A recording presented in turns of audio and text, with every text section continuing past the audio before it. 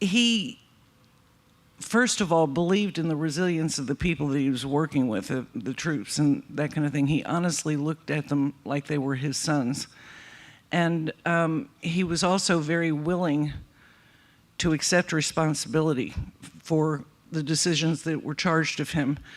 And as you may or may not know, he spent the night with the troops the night before they deployed from Greenham Commons to Normandy.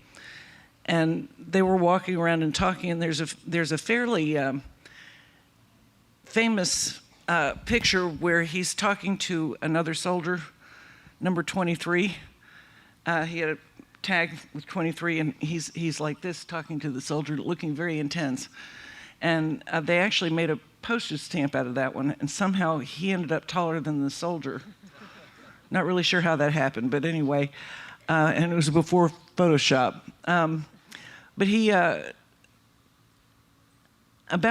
I don't know, in 1990, I met number 23, and I said, your picture has been on my father's desk, my grandfather's desk, and on a postage stamp. Now, I've never seen my grandfather, youngest of four, we could do no wrong. I never saw my grandfather so intense. I said, what was he talking about? And he said, well, we were talking about the fishing in Saginaw. And, he walked around and put everybody at ease and just tried to make it as easy as possible, but still, and that came back to, it came back to roost or whatever, whatever the expression is.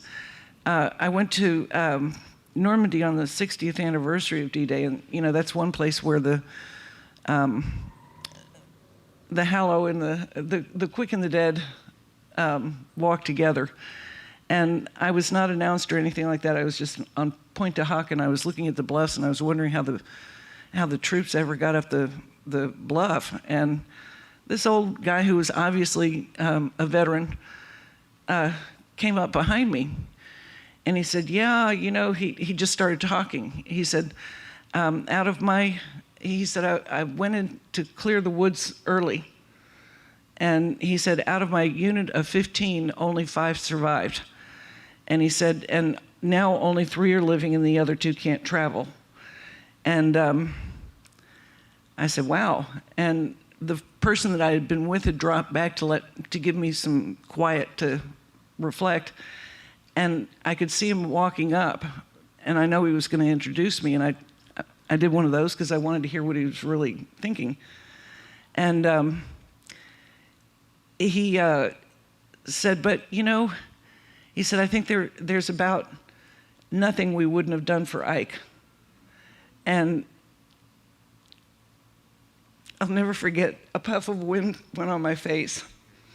And I could see his wife behind with my friend, and she goes, so he didn't know while I was there, but she did.